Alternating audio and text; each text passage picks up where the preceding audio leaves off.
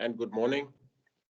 I'm pleased to welcome you all to this important virtual event on the status and perspectives on mandatory human rights due diligence legislation in the Nordic countries. And I believe this is also a good opportunity to reflect on developments at the EU level.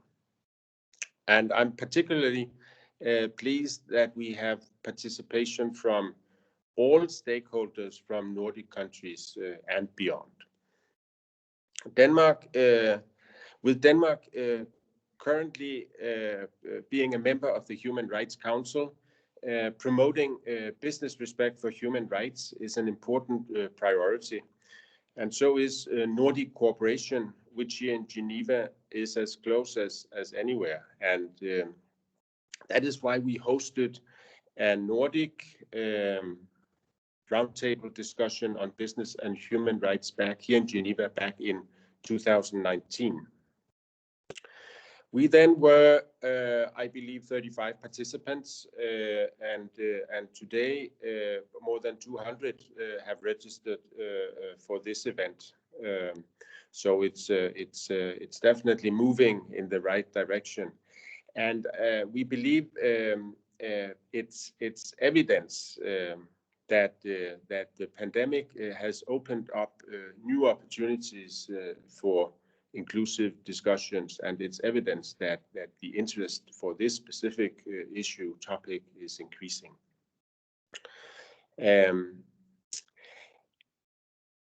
I very much hope that this kind of exchange of opinions and ideas can continue in future. What we do today is second best. Next time, I hope we will meet in person, and I also look very much forward to that. In ending of these few words of welcoming, I would like to thank the Danish Institute for Human Rights, DanChurchAid and the Nordic Business Network for Human Rights for their hard work in organizing this event and for the informative report on the smart mix in the Nordic countries. I wish you all a fruitful discussion today. Thank you so much. Thank you so much, Morten. And with this welcome, we head to our next agenda item, which is our keynote from Professor Anita Ramasastry.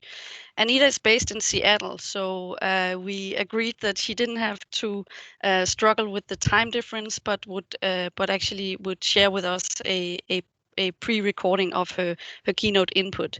So I believe that we're ready to now hear from Anita as our keynote speaker. Ladies and gentlemen, distinguished guests, greetings from Seattle, Washington. I'm Professor Anita Ramasastry. I teach at the University of Washington in Seattle, but I'm speaking today as a member of the UN Working Group on Business and Human Rights, the guardians of the UN Guiding Principles on Business and Human Rights.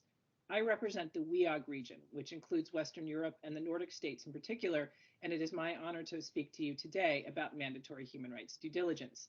I began my career actively researching and working in collaboration with partners in Norway, and the Nordic states have been an important part of my career as I move forward, both in terms of my research, but in terms of highlighting good practice that has emerged from the region as a member of the UN Working Group. I just want to highlight again some of the notable good practice that has come out of the Nordic states and the leadership from the different governments represented here today. As we think about it, the Danish Institute, of course, is really the leading or preeminent national human rights institution that was dealing with and addressing human rights due diligence and business and human rights before we even knew that this was a field.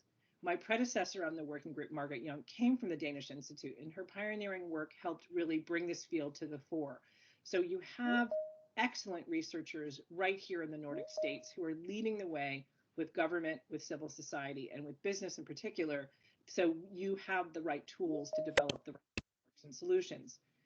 In addition to the Danish Institute and the NHRI work in Denmark, we of course have Norway, where we have really interesting and leading examples of how to apply the guiding principles and Pillar 1. The Norwegian Council on Ethics for the Norwegian Pension Fund is one key example. And today, when we talk about state investment or sovereign wealth, the Norwegian pension fund is always the example that comes up as how we look at a human rights-based approach to investment. So that is, again, a leading example, as is Norway's Export Credit Agency, which is, again, among OECD states, preeminent. If we move to Sweden, Sweden has done a superb job of looking at how one integrates and achieves policy of coherence across any number of government institutions, thinking about Pillar 1 as an ecosystem.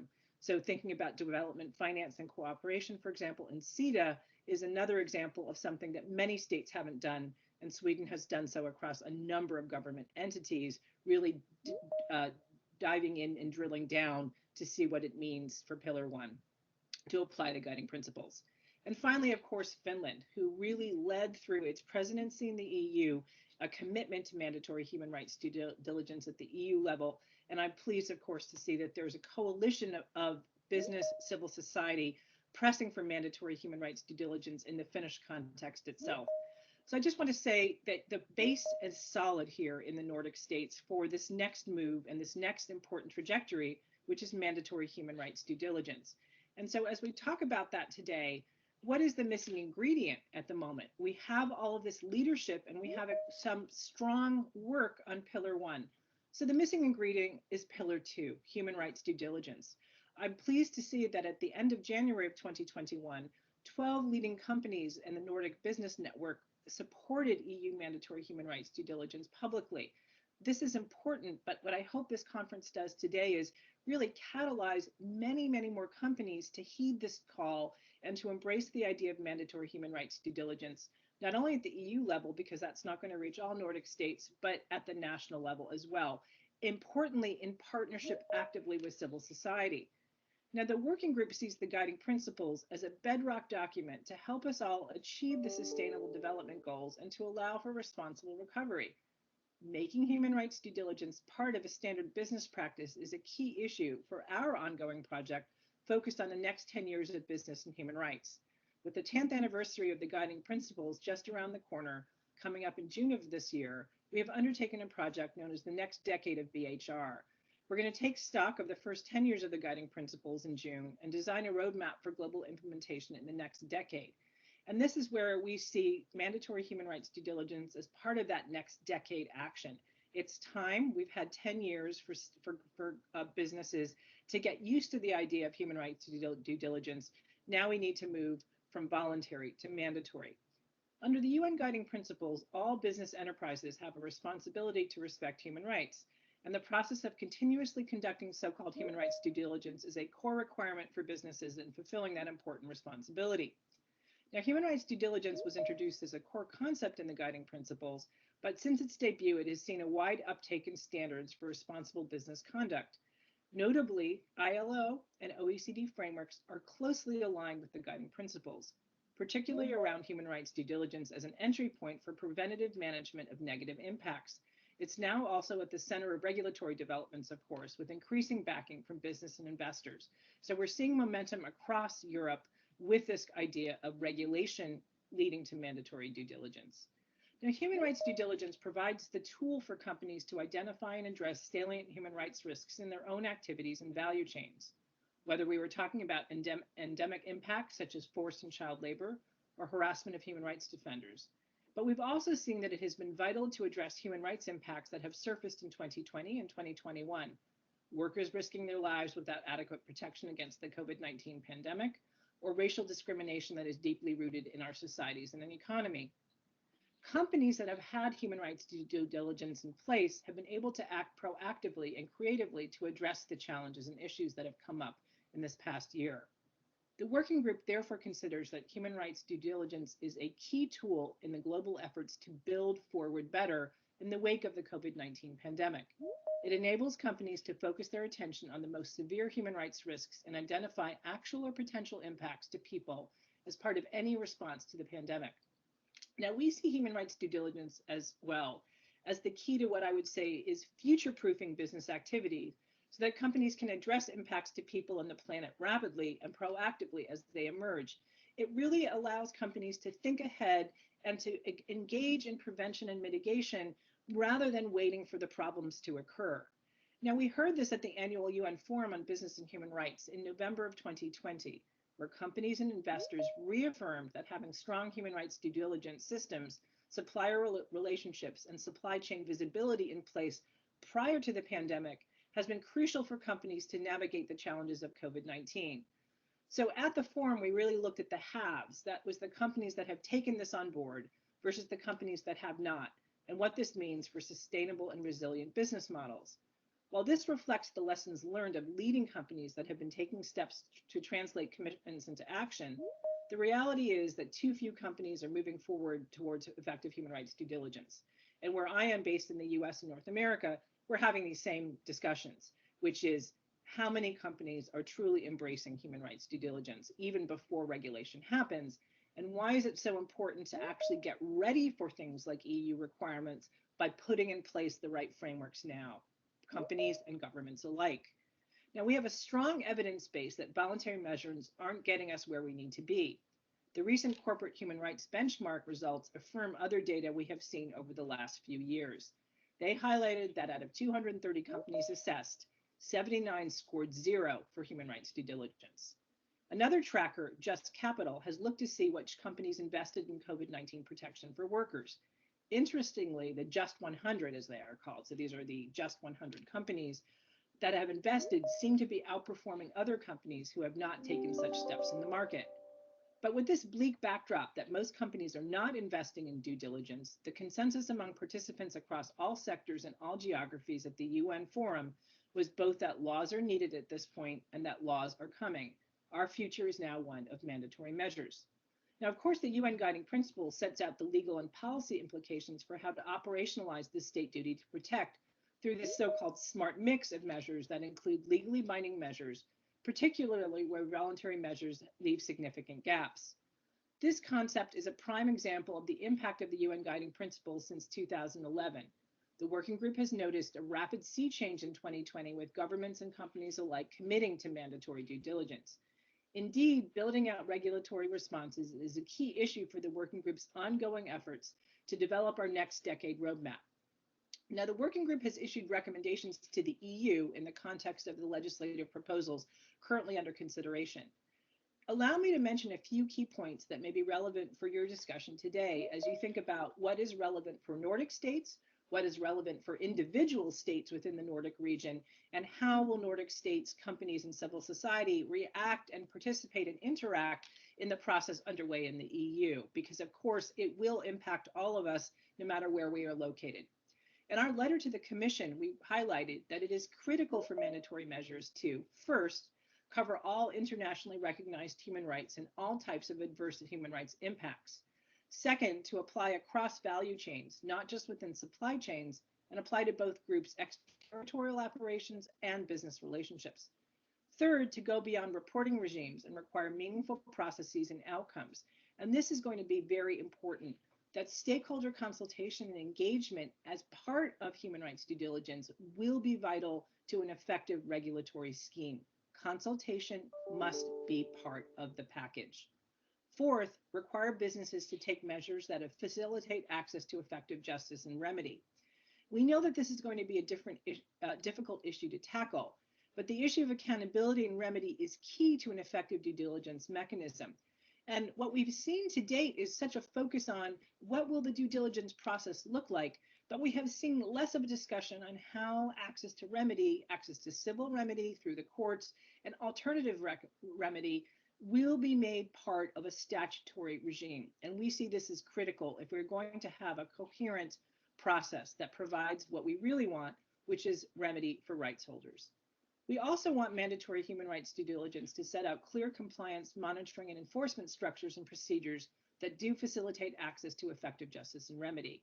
This reflects the fact that remedy is one of our most important tools for prevention, that when we identify issues, remedy doesn't just mean paying money. It means preventing, stopping, remediating, and creating processes that allow the harm to be forestalled.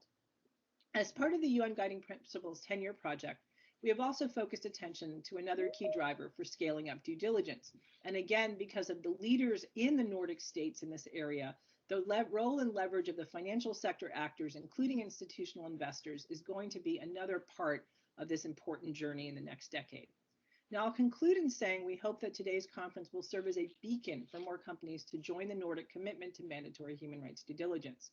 We also see it as critical for companies and governments to ensure, as I mentioned, that consultation with stakeholders in civil society and rights holders and access to remedy are part of this regulatory package. I would note, as I began, that the Nordic states have great infrastructure. Your bones are solid in the form of strong NHRIs, greater policy coherence around Pillar 1. You're leaders in things like development cooperation, export credit, procurement, and you also have the expertise locally as well. The Danish Institute is one shining example or jewel in the crown. So you're poised to take off when it comes to implementing mandatory human rights due diligence. And I'll conclude by saying, of course, that another piece of this, of course, is addressing the transnational component of this. And again, I think with partners such as the Danish Institute and their work in other countries, the strong emphasis on development cooperation, that you have an opportunity here, not only to work at home, but to also help businesses in your partner countries to also lead and to bring everyone up in terms of the idea of corporate respect for human rights. So I'll conclude today, and I hope that you have a fruitful event. Thank you.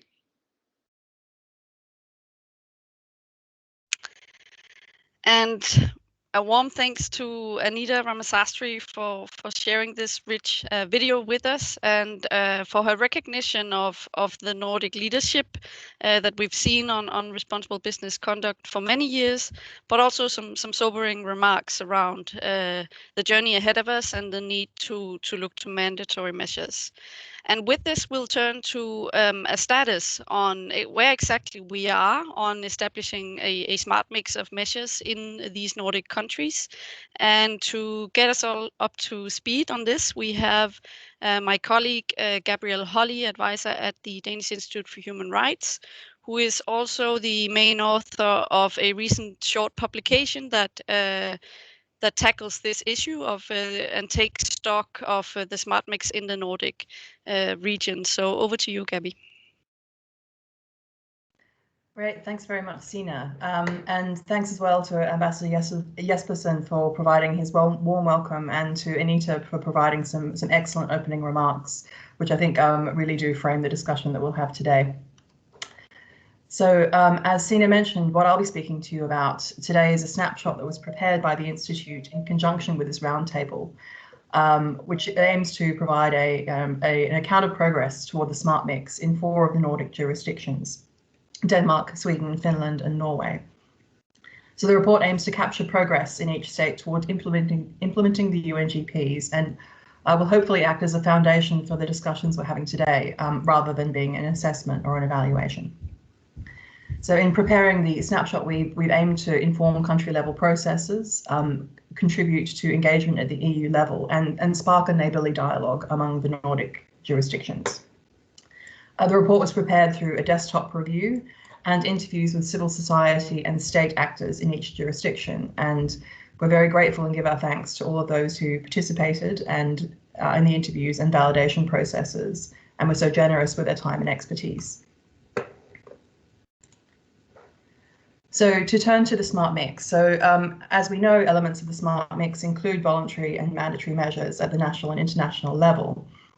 And these may be measures which expressly target the human rights impacts of business, such as mandatory regulation of human rights due diligence or non-financial reporting requirements on human rights, or voluntary initiatives such as government guidance or encouraging other forms of regulation, including through multi-stakeholder initiatives.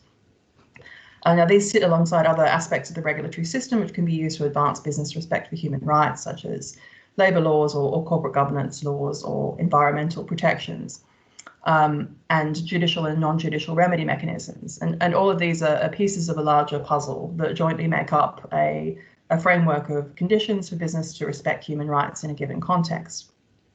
Now, given that by this definition, the smart mix potentially captures the entire regulatory ecosystem, we've chosen to focus on a number of key elements. And so accordingly, this report considers Firstly, the policy framework for business and human rights, including measures set out in the national action plans of each state, progress toward mandatory human rights due diligence measures, non-financial reporting requirements that require human rights disclosures, remedy mechanisms for human rights harms in which businesses are involved, including through OECD national contact points, measures to address human rights impacts where the state is an economic actor, such as through public procurement or state-owned enterprises or investment, measures to address human rights impacts in external actions, including through development cooperation or export credit assistance or development finance. And lastly, voluntary mechanisms in support of business respect for human rights, whether that's through multi-stakeholder dialogues or government guidance or capacity building measures.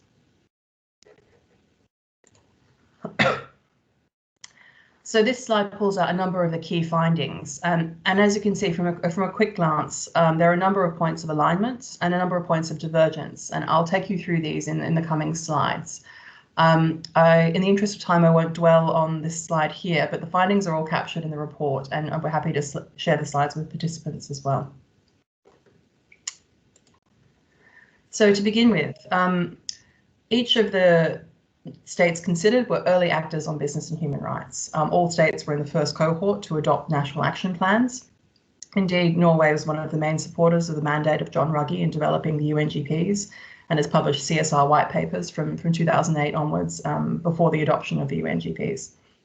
Equally, Denmark was at the vanguard of non-financial reporting requirements and has required reporting on CSR issues in the Danish Financial Statements Act since 2009.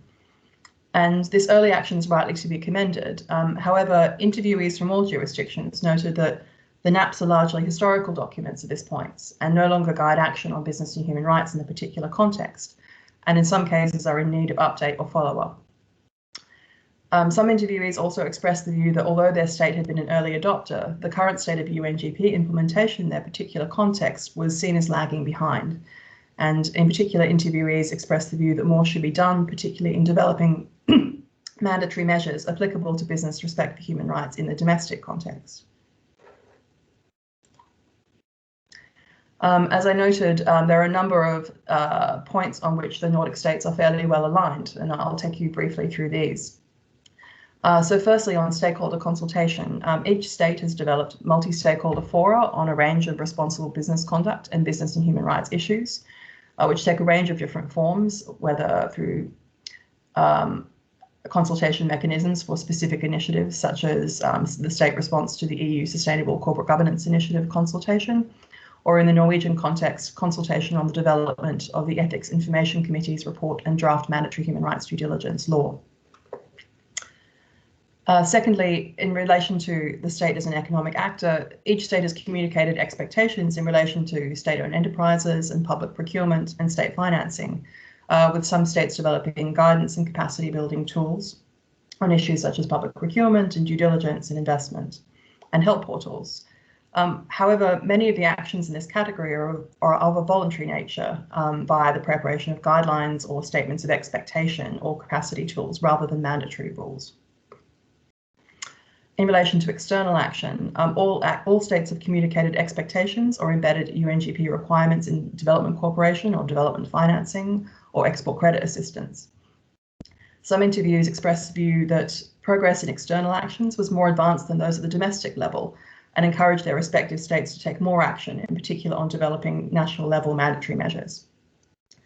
Interviewees also noted the fact that a great deal of responsibility for implementing the business and human rights agenda in their context often sits with the Ministry of Foreign Affairs rather than a more domestically focused ministry, and pointed to this as an indicator that more focus needs to be placed on business and human rights in the domestic context. In relation to national contact points, each in the various states has a well-defined role, although are structured differently. Some are expert-based, some multipartite. In Denmark, the institution is enshrined in law. Nordic NCPs also play a larger role in disseminating information and promoting responsible business conduct, whether by operating portals for guidance or convening events. Although no jurisdiction had a significant number of specific instances referred to the NCP mechanism is utilised on an ongoing basis in each jurisdiction. And lastly, On remedy, and more broadly, all interviewees drew attention to the NCP as a remedy mechanism that could be specifically utilised in relation to business-related human rights harms. But in relation to remedy more broadly, some interviewees expressed the view that judicial remedy mechanisms were underutilised and drew attention to various legal and procedural barriers faced by claimants, whether cost barriers or underdeveloped ability to exercise extraterritorial jurisdiction. In relation to divergence, there are two key issues that I think are worth highlighting here. So firstly, progress on mandatory human rights due diligence and preparation for an EU-level measure. Each of the EU member states have expressed support for a broad cross-sectoral EU-level mandatory human rights due diligence measure, including in their consultation responses to the Sustainable Corporate Governance Initiative consultation. However, of the three, only Finland has taken concrete steps to prepare for such a measure, including through the preparation of a judicial study on how such a measure would work in the Finnish legal context. Norway is the most advanced, having prepared a legislative proposal that is now with an interministerial working group for development and impact assessment. Some interviewees expressed disappointment that although their state had been an early supporter of the business and human rights agenda, they were now lagging behind in relation to mandatory measures. In relation to non-financial reporting, all states align with the requirements of the EU Non-Financial Reporting Directive, including Norway. However, Denmark and Sweden have exceeded the requirements of the directive, including requiring a larger number of companies to report. Interviewees from all states noted that the measures in their respective state gave considerable leeway to companies to decide how they wanted to comply and what they wanted to report on, and that this discretion was coupled with a lack of sanctions for non-compliance. And these features were regarded as having an adverse effect on the effectiveness of the measures. So where to next? As Anita highlighted in her opening remarks, and as we've captured in the report, there are a number of good practices that have been undertaken among the Nordic states to implement the smart mix. And this is a combination of measures, including guidelines and requirements for state funding and investment, public procurement, developing a range of avenues for stakeholder consultation, and making progress in implementing the UNGPs in external actions such as development cooperation, export credit, and development financing. However, many of the good practices we've seen have tended toward the voluntary side of the smart mix. And in line with the findings of a range of reports from the Alliance for Corporate Transparency or the Corporate Human Rights Benchmark, and indeed other national reviews of corporate practice using CHRB methodology, including a recent snapshot on Denmark prepared by the Institute, there's a growing consensus and growing evidence that voluntary measures are insufficient. So in order to operationalise the UNGPs among the Nordic states, more must be done to develop the mandatory component of the smart mix, including giving teeth to non-financial reporting requirements, proactively preparing for mandatory human rights due diligence measures, and further developing avenues for access to effective remedy. So a worthy project for the next 10 years of the UNGPs. I'll leave it there, but hopefully this overview has given a good foundation for the discussions we'll have in the course of today. Thank you. Thank you. Thank you, Gabrielle, for this very helpful overview. We now turn to the first panel of today's session, which I'm sure many have been anxiously awaiting, not anxiously, but excitedly awaiting, I should say. This is a country level exchange on the smart mix, the status, and also national and EU level components of it. So I'll hand over to Elin Ronsky, also from the Danish Institute for Human Rights, to moderate this session and introduce the panelists. I'll just remind you as participants that this is also the session where we aim to draw in a few questions from the chat. So as panelists go along, please put any questions you may have in the chat and we'll draw from it. Thank you. Many thanks, Sine. Welcome to you all. So it's my pleasure to be moderating this first discussion panel. And I'd like to just quickly introduce our panelists, and please turn on your camera so that everybody can see you. So we have the pleasure of having people from the 4 Nordic countries that are participating to this debate today. First, we have Kent Wilska from the Ministry of Foreign Affairs of Finland, who is a commercial counselor and has been following these issues of business and human rights for a long time.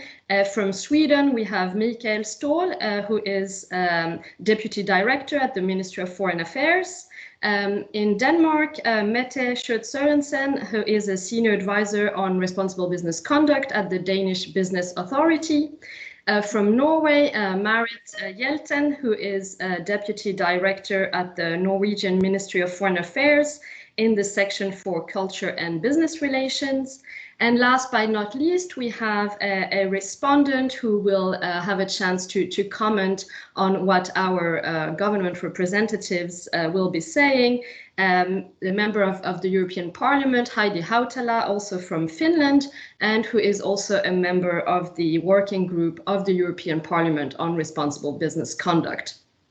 We have a very short time for this first panel, so without further ado, I will be asking the four country representatives here a little bit around, now that we've heard around the state of affairs, I mean at a quite high level from my colleague Gabrielle, I'd like you to maybe highlight a major milestone or any concrete measures that you're currently envisaging at the domestic level to further strengthen the implementation of the UN guiding principles. So I'll turn to you first, Mette, to give us a little bit of flavor of what is going on in Denmark. Thank you, Aileen, and thank you for this invitation for this very timely discussion. I know you asked for domestic level milestones, but I think as an EU member, I actually have to turn to the EU level because we see this new wave of regulation coming from the EU, and I think this will prove to be a major milestone, actually. We both have new rules on sustainable finance that have just entered into force, but also upcoming files like the revision of the non-financial reporting directive, and of course, these new rules on sustainable corporate governance.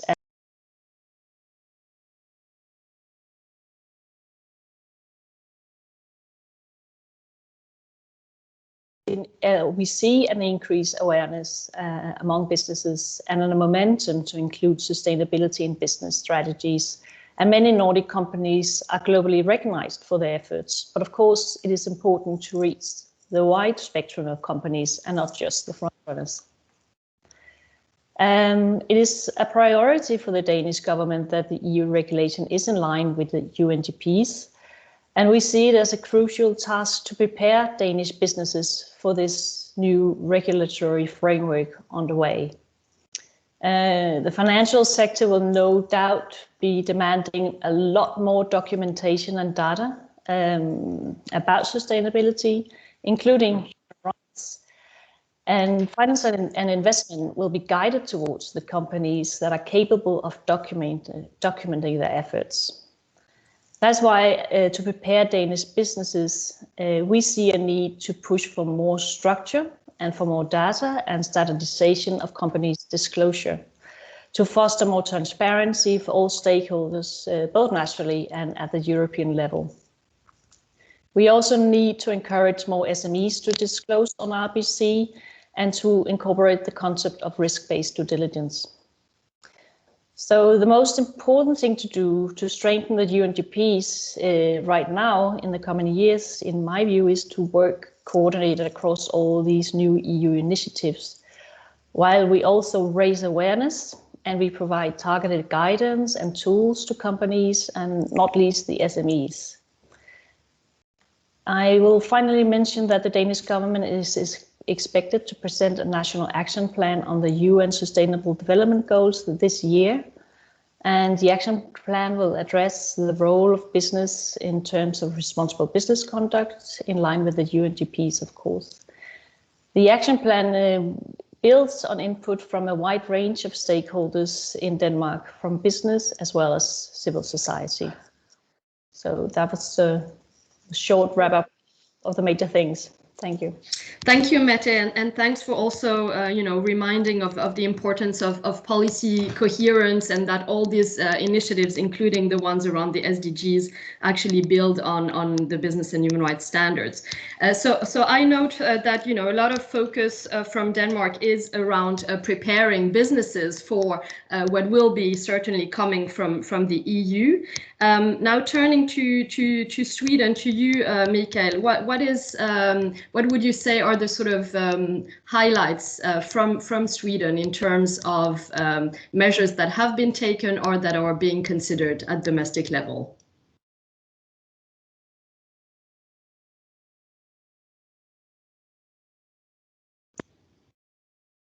You need to unmute.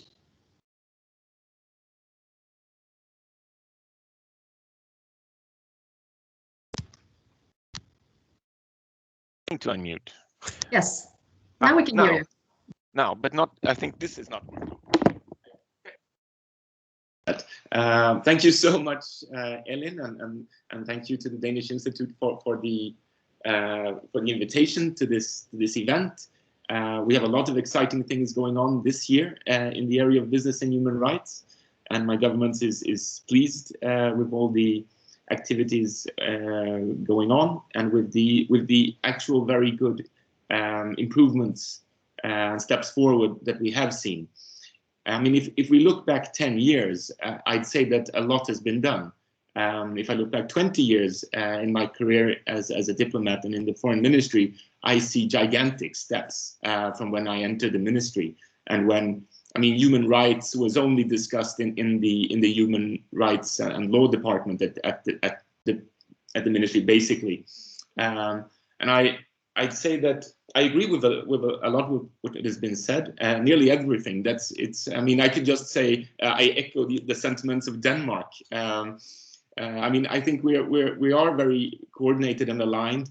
We see that, as Anita said, that the Nordic countries have been leading this area, pushing it forward with our companies, inside our governments, with the international organizations, and supporting them in different ways. And I think in the combination of our different efforts are really essential for the steps taken forward in the area of business and human rights and in sustainable business, as we tend to say today, rather than CSR.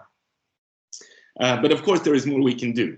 I started laughing at Anita's when she started, because when I was reading through our national policies, I'm quite new in this area myself as responsible for business and human rights, just a few weeks. So I was reading the different, your Smart Mix report, which I think is excellent and a great initiative and will help us also with this, looking at what others have done and giving us examples. And specifically on policy coherence, that was exactly what came to my mind when I was reading our documents, that is exactly what we've been doing. And it's interesting because yesterday in the OECD, and some of my Nordic colleagues were present there, there was in the OECD working group on responsible business conduct, we had a change in the name of a policy measure that we're looking at, taking away policy coherence, which to me doesn't make any sense, because what we've been doing these last few years is and what I think is the most important is the policy coherence on national level and on EU level and on international level.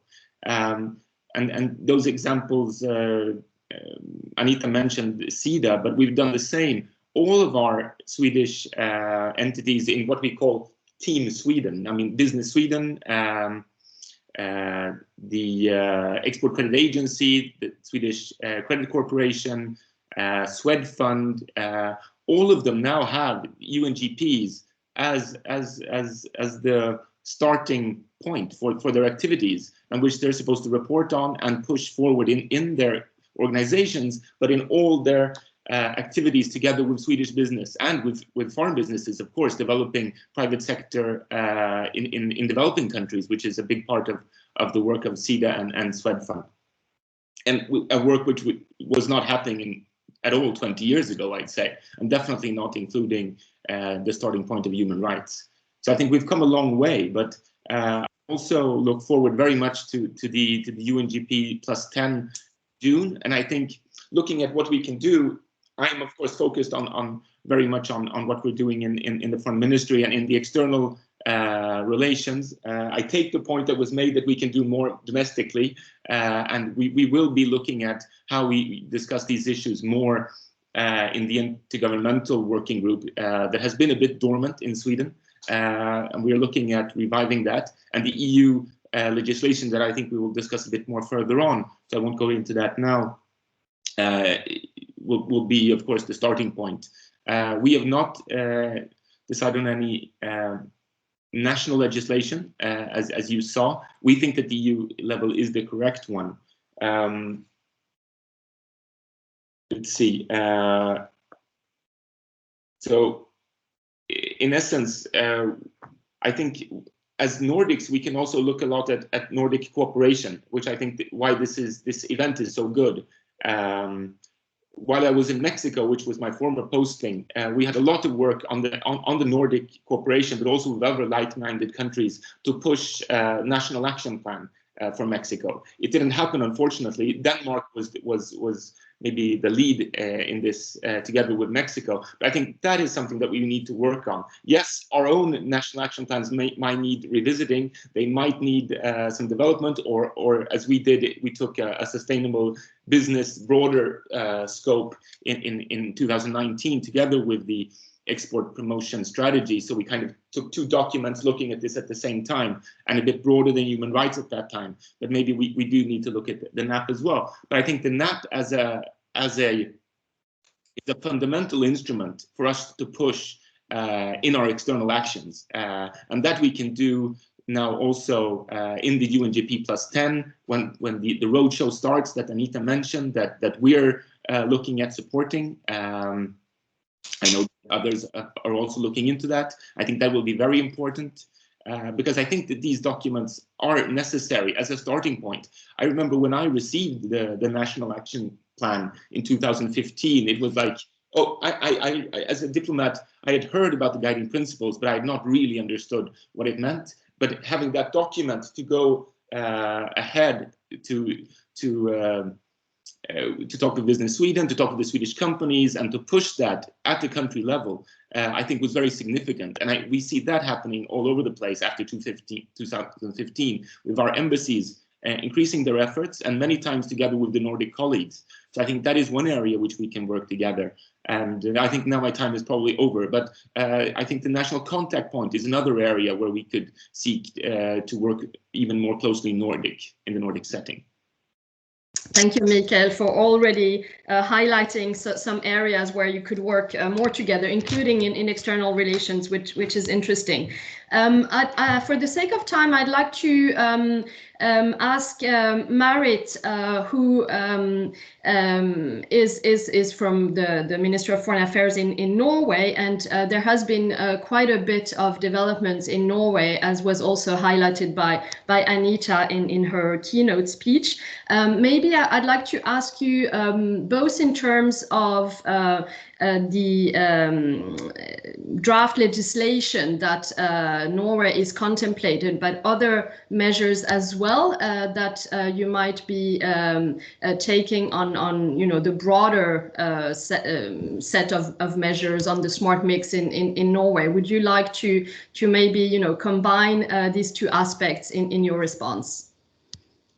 Thank you, Elin. I'll try my very best. Well, I believe that in Norway, the proposed act regulating enterprises' transparency of supply chains and duty to know and due diligence is the major milestone and a significant proposed measure to strengthen the implementation of the UNGP. I started in 2018 that process when the Norwegian government established Norwegian Ethics Information Committee, consisting of representatives from business organizations, companies, labor union, academics, and the public body, with the purpose to assess the adoption of a national ethics information law. And in 2019, the committee concluded that mandatory legislation is necessary and thereby delivered its recommendations and proposals for an act to the Ministry of Children and Families, so hence taking out of the Ministry of Foreign Affairs and to the domestic scenery, I think. And the background for establishing the committee was to examine how to secure information for the consumers and protecting consumers' interests, which is the responsibility of the Ministry of Children and Families. Protecting consumers' interests is still a key element in the proposed new domestic legislation, but the committee's suggestion is also to secure information for the general public and for foster business respects for human rights. The proposed act is therefore working on regulating enterprises' transparency about supply chains, duty to know, and due diligence. And according to the committee, there is still limited knowledge and access to information about the social impact of enterprises. And a way to meet these challenges is to provide citizens with the right to access information about the production of goods and delivery of services, and to ensure transparency. Norwegian government has previously stated that all Norwegian enterprises are expected to act responsible and to know and to follow UNGP and the OECD guidelines. The committee's suggestion and the proposed act therefore builds on this, an international consensus on the requirement for responsible business conduct. The draft act takes a point of departure that the government currently expects all Norwegian companies to follow the principles. And the proposal is part of a wider package of legislation relating to responsible business conduct in Norway, particular requirements relating to human rights and public procurement, reporting requirements in the Accounting Act, and the Environmental Information Act, which provides a right to access environmental information from businesses. Furthermore, the government is stepping up its efforts to combat modern slavery, and these efforts include a focus on responsible business conduct, measures to take awareness of modern slavery, as well as examining the need for further legislation. One crucial task is to link responsible business conduct to UNGPs with the 2030 Agenda for Sustainable Development Goals, a key area for achieving the SDGs. I think I'll stop there. Thank you. Great. It's really fascinating to be hearing about the legislative development and also understanding how this particular mandatory human rights due diligence draft sits with a wider package on responsible business conduct. We also know that in Finland there are very interesting developments. So I'll turn to you, Kent, to tell us a little bit more about what is happening in Finland. And maybe you could also, as a second point, already talk to us about the main points that you have put forward in the consultation that the European Commission has been leading on corporate sustainable governance, and maybe explain what the positions of Finland are in that consultation. And I'd like to ask the other speakers to come in after that, specifically around three areas. One is what the positions are around the scope of the due diligence obligation. Secondly, what your views are around civil liability in case of breaches of due diligence. And thirdly, what your opinions are around the inclusion of directors' duties into the future legislation. So Kent, if you want to start maybe with domestic developments and then let us know a little bit about your views on the EU consultation. Thank you, Elin, and good morning to everyone. Yes, okay. Of course, I think now that most attracts us attention is the process towards mandatory due diligence in Finland.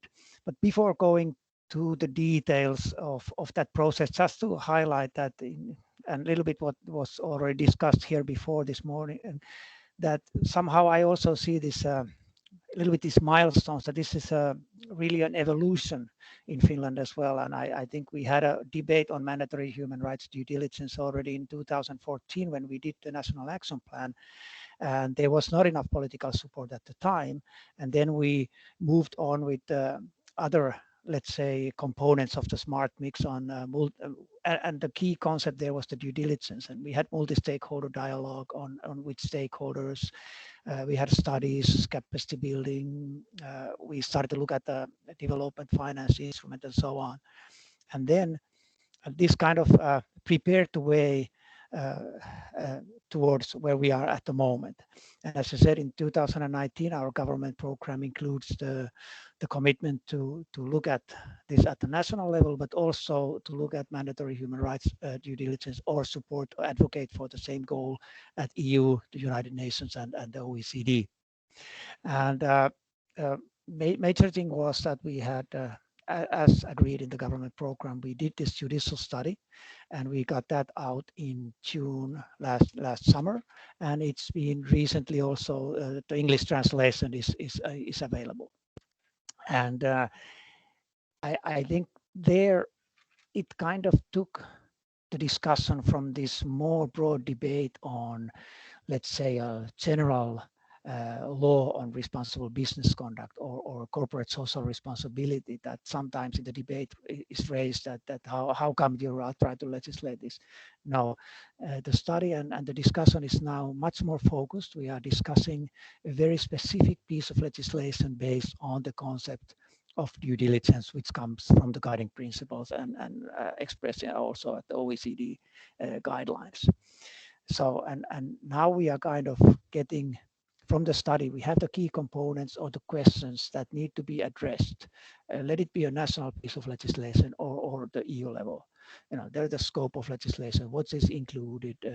What size of companies? What about the liabilities? How far they go down the value chain, and so on.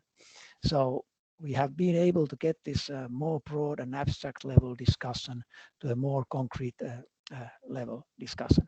And now there's kind of a two-way process forward. There's a national process, and then there is the EU process. And we are trying to kind of move forward with both. The Ministry of Economic Affairs and Employment recently appointed a support group of different stakeholders. We have their business, trade unions, NGOs, and academia. And actually, I have the honor of chairing that support group.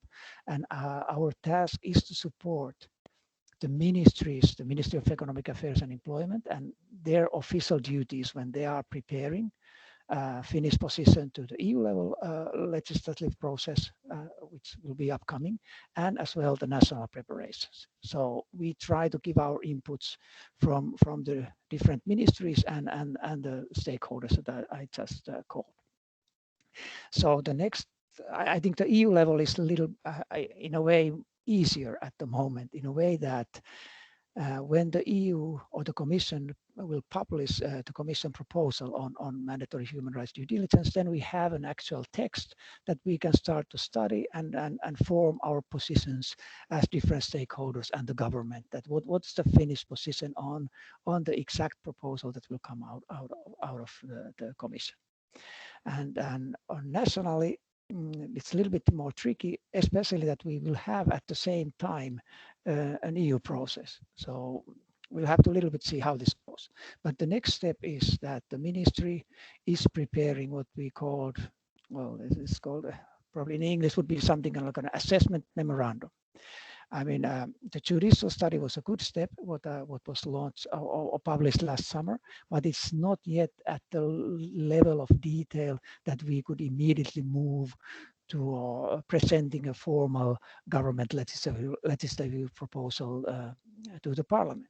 So there needs to be a more in-depth assessment, which is a regular thing to do when the legislative process moves on. So this will be done as a part of the official duties. We will give our inputs from the support group and start to discuss these different components, the scope, liabilities, sanctions, you name it.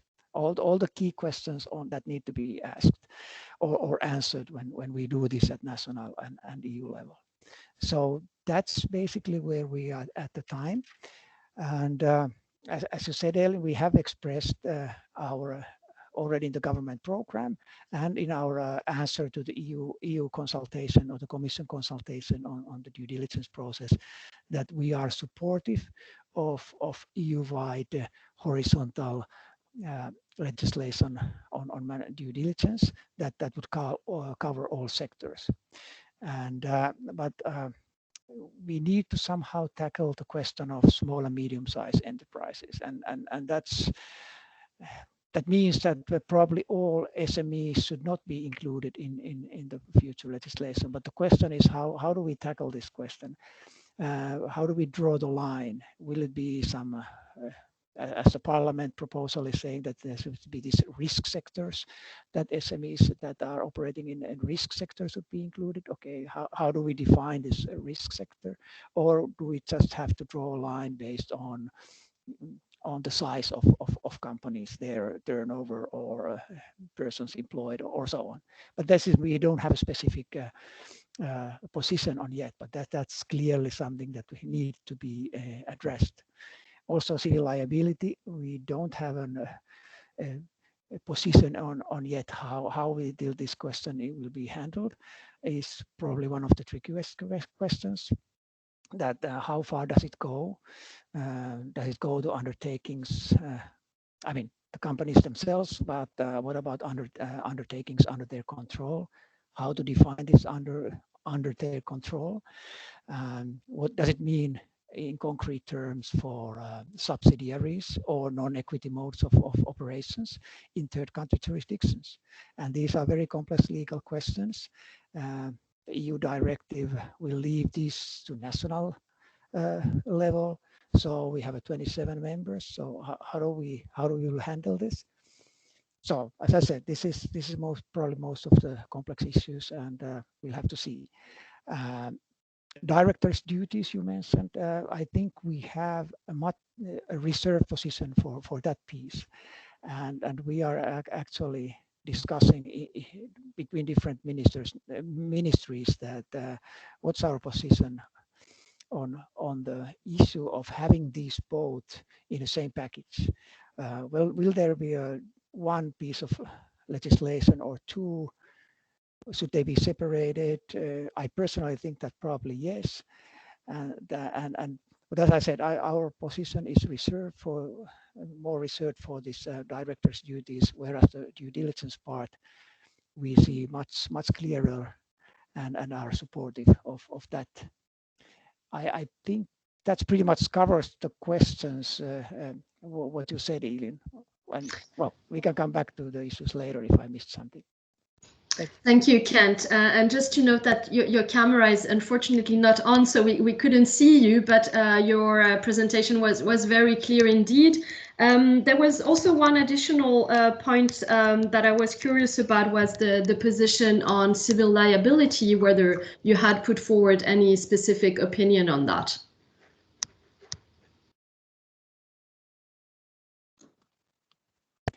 Sorry, if you address that to me, no, we don't have a specific clear position yet on the civil liability. There's a lot of details that needs to be worked out, so to kind of form that position. But probably yes, there have to be some. Thank you, Kent. And indeed, we're getting now into, the sort of technical details, and also good to know that there's a lot of work going on to actually be looking at, how this would work out, both in the national context, what are the pros and cons of each model that is being put forward. So now we are already into, the sort of future EU legislation. So I'd like to hear from Mette, whether you could also point to key positions that Denmark has put forward in the consultation. Yes, certainly so. First of all, I would like to say that the Danish government strongly supports the European regulation on due diligence. We think the European level is the right level to regulate mandatory due diligence rather than starting at the national level. I should also say these are preliminary views from the Danish government. We know very little about the model that the Commission will put forward. So now we are just conveying some of the hopes that we have for the upcoming proposal. In terms of scope, we also in favor of a horizontal regulation. We have also, the Danish government has also recommended to the Commission as a solution in the beginning to start with only the largest companies. That means that we can collect knowledge and experience for mandatory requirements from the largest companies before potentially expanding to smaller companies. Anyway, regulating only the largest companies, we know that requirements will still trickle down the value chain and affect many smaller companies. But we need to make sure that regulation are developed with the respect for the resources available for small and medium-sized companies. And SMEs, they could maybe have, it would be good if they had some kind of detailed non-binding guidelines that are tailored for their needs. In terms of civil liability, the Danish government has not yet a final position on civil liability. In fact, we acknowledge that this is one of the most difficult challenges ahead of us.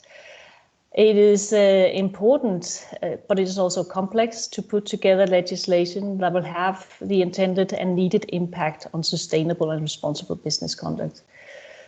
First of all, it's important to keep in mind that due diligence, as defined by the UNGPs and the OECD guidelines, is not a one-off task, but an ongoing and contextual process suited to the dynamic character of the risk in question. And this requires some flexibility. Defining due diligence as a legal standard might shift companies' focus towards compliance with that standard, rather than continuous efforts to effectively identify and manage risks. And we should be very careful to avoid such a tick-the-box scenario that would not have the intended and much needed effect. In terms of directors' duties, we generally believe that the focus of any further regulation in this area should be on encouraging companies to work with sustainability and foster a market-driven transition. However, the Danish government is not convinced that this is promoted or achieved by restricting the ability of the directors to act in the way they deem most effective, or by stripping the directors of their instruments at their disposal. In fact, the international UN and OECD guidelines already include recommendation for board oversight of policy, strategies and disclosure to address the same issues as the Commission intends to address with new rules for directors' duties. And likewise, we do support the view that company stakeholders' interests are very relevant, but we also believe that the best way of engaging these stakeholders and ensuring board oversight is described in the recommendations by the OECD on due diligence processes and achieved through due diligence regulation rather than rules on directors' duties. So we are much in favor of, first of all, separating the two different strands of initiatives and actually to go forward with the due diligence legislations as a first step. But we look forward to this process and very eager to see what sort of model the EU Commission is putting forward. Thank you. Thank you, Mette. Very, very clear answers indeed. Mikael, what about Sweden? What are you putting forward in the response to the consultation? And you're on mute, I'm afraid.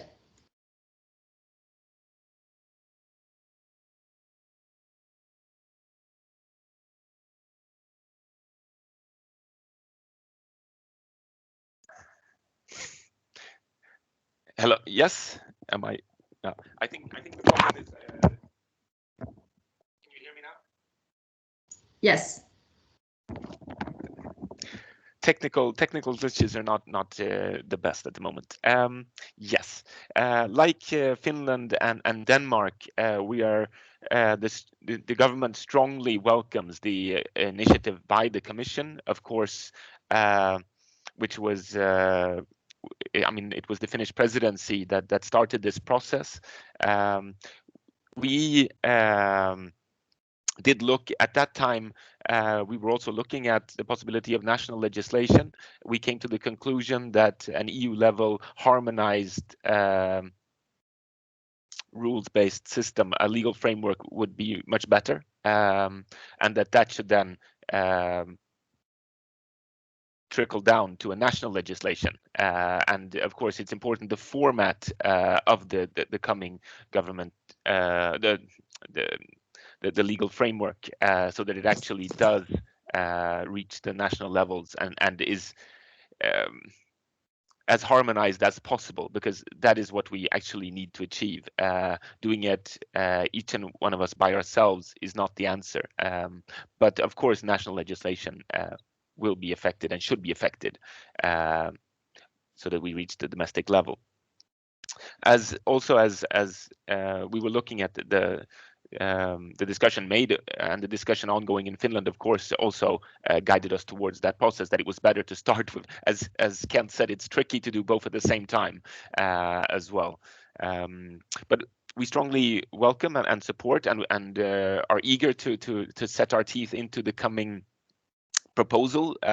We have not seen any texts yet, but are in tight discussions with the colleagues in Brussels, as well as with our Nordic colleagues here on this, and to ensure that we get a strong legal framework. And of course, as at the same time, as Kent so well explained, there are a number of issues which we same thing applies to Sweden, that we haven't gotten down to yet. So what we sent to the Commission, of course, is an initial, our initial positions regarding the legal framework.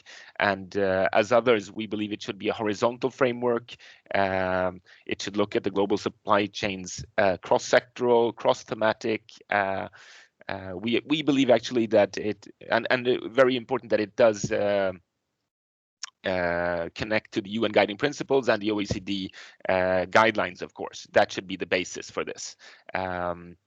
We have also stated it should cover third country companies that carry out activities in the EU. It should cover all businesses, so including the SMEs and the state-owned enterprises. But we also see that there will be a need for adapting requirements for the SMEs. Not to overburden them and to actually make them, as Mette also said, we need to get the business on board. I mean, it's better that they do this than that they don't do anything. I think that is, we need to find that balance, and that will not be an easy thing. Because of course, even if we would aim for and I think the Commission has been clear that they won't follow the German example of 3,000 companies with at least 3,000 employees, but that they will rather look at other criteria. But of course, it will affect the SMEs and in the supply chains in any case, and that is the whole point, I think, as well. So it should cover all. There might be a need for adjusting the rules or the regulations and the reporting requirements. On the legal framework, yes, it's important that it has a solid follow-up system in the framework. It has to ensure a high degree of compliance and enforcement, and there must be access to remedy. But I think that is basically where we've landed. Then we need to see actually how the Commission, because we have had extensive dialogue within Sweden with the civil society, with trade unions, with NGOs, with business organizations, and with not with companies directly, but with business organizations. And of course, there are very different views on this. We do see a strong support from the business side, but of course also there is still maybe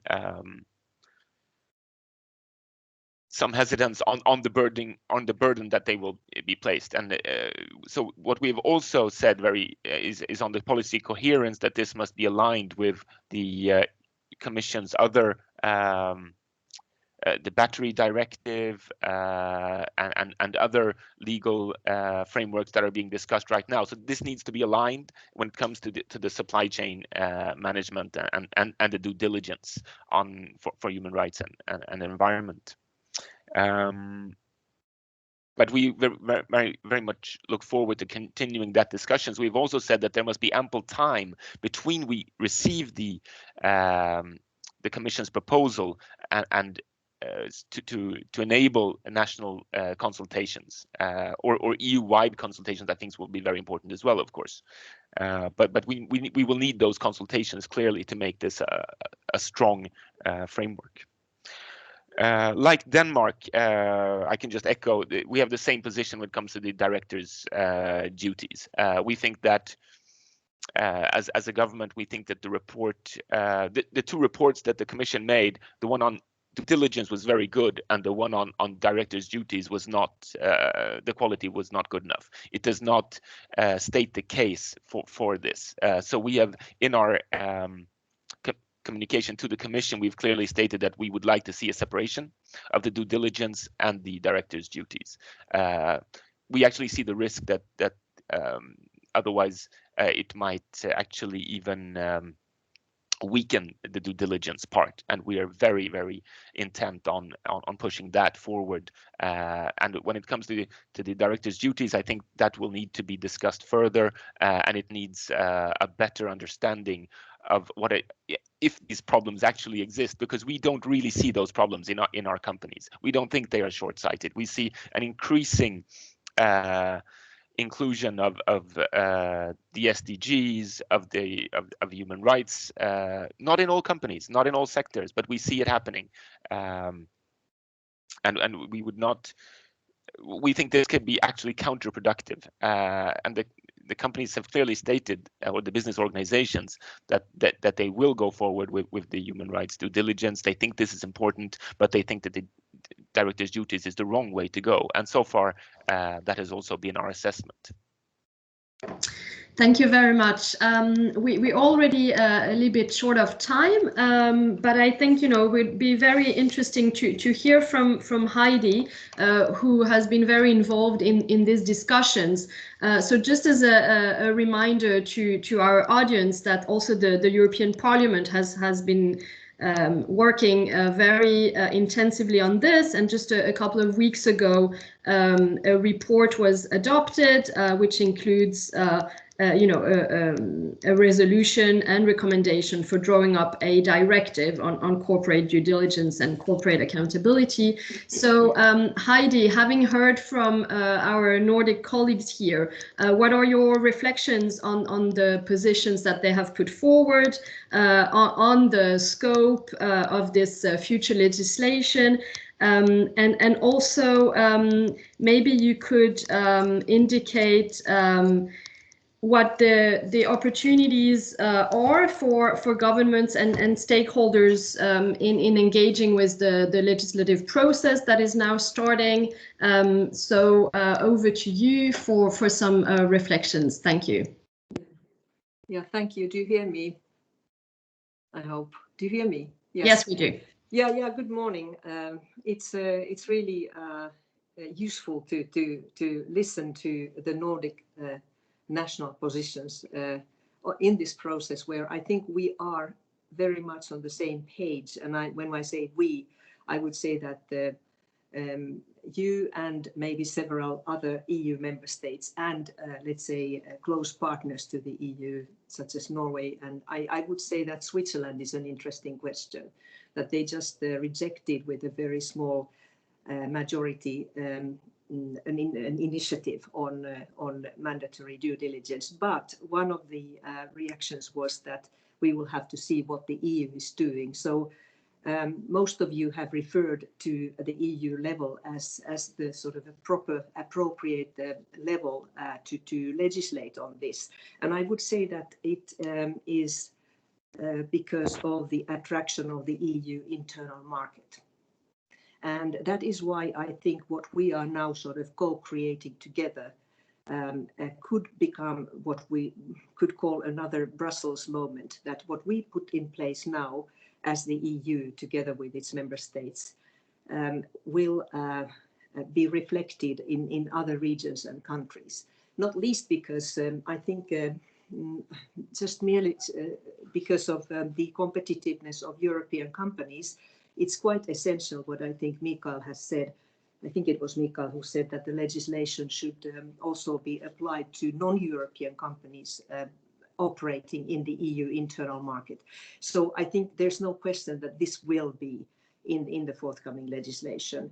And nobody has spoken against horizontal approach. And so I think let's make it clear that this is what the Commission will also propose.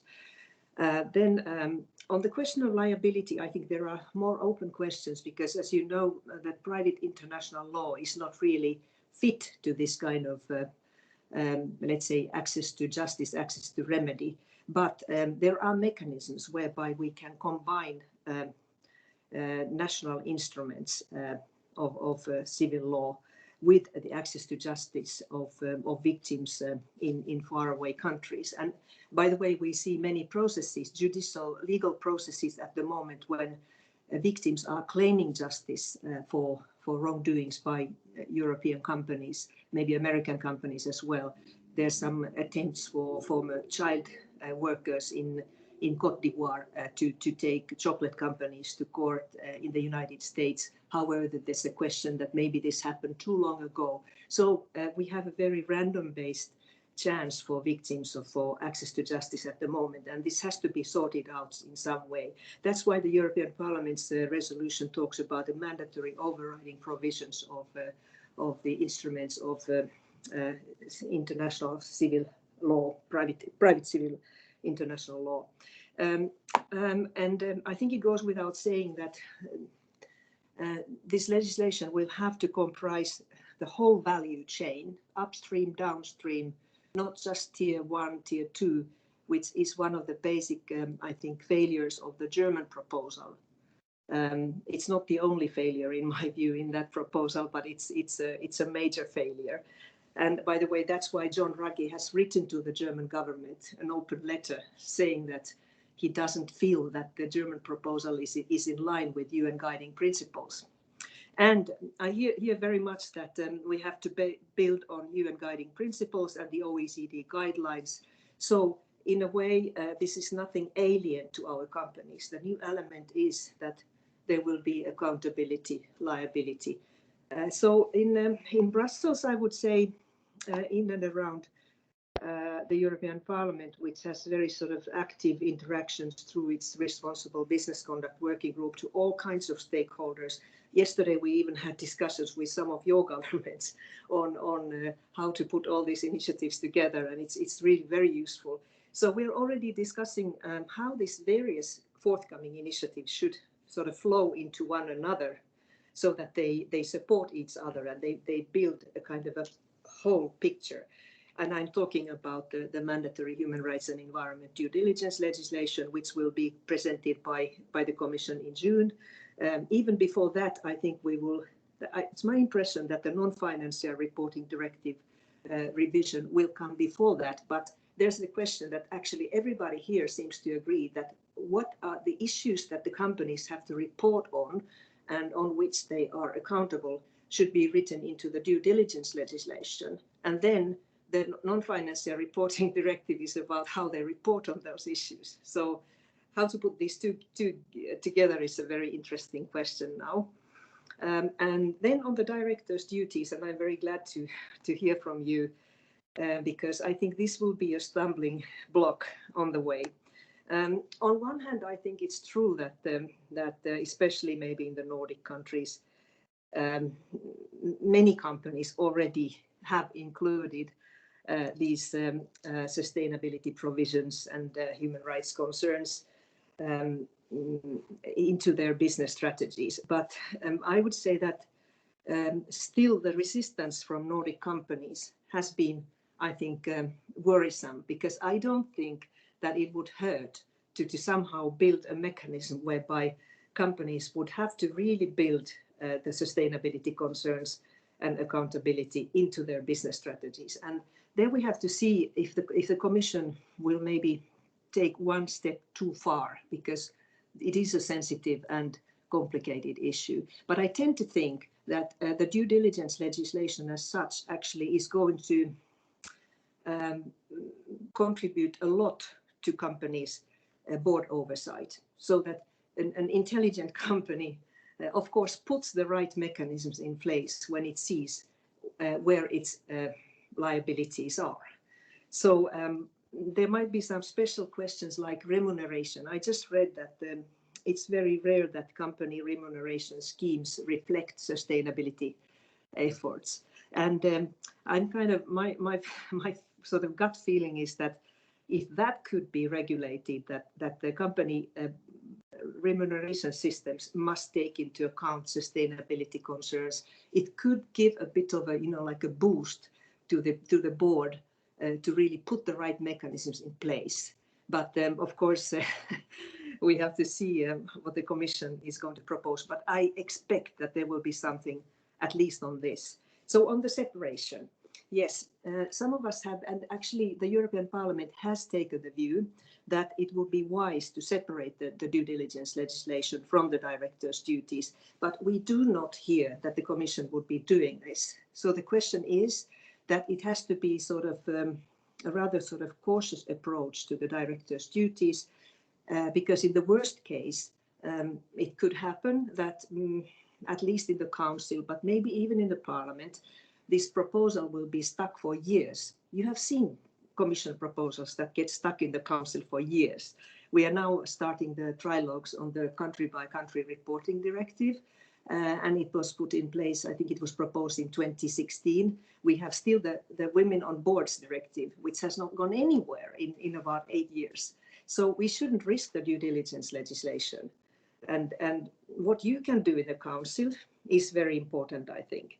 So on the engagement, finally, I believe that these national initiatives have paved the way for the public to sort of, and a broad coalition of stakeholders to participate and contribute to these discussions already for some time. So I think they are extremely helpful. And we'll just have to see that will there be a possibility to create more sort of European level contacts with sort of member states audiences and stakeholders, of course, including governments, which are the key players. So I think we have to think about this, and I would be very happy to see if maybe we could think of something together, because the European Parliament would definitely be interested in maybe creating some platforms for this type of common thinking, which is actually happening all the time. So I think it looks good. All the basic principles that need to be in that legislation, I think I have heard from you. And these are also the same principles, for more or less, that have been incorporated into the European Parliament's legislative initiative. And it's been a very rewarding process, because we managed through common learning and common studying and by listening to many stakeholders, including governments, and working together with the Finnish Council Presidency, with the German Council Presidency, and I hope it continues with the French Council Presidency next year, to create at least a very strong majority in the Parliament, so overwhelming majority. But it is fragile, because many of you have mentioned that the SME issue is really something that bothers many. And we have to look at what to do with that, because in principle, I think it would be a pity if we would have to exclude SMEs from the scope. So I look forward to hearing maybe some sort of really, let's say, creative ideas in that, because that could be the stumbling block by the side of the director's duties issue.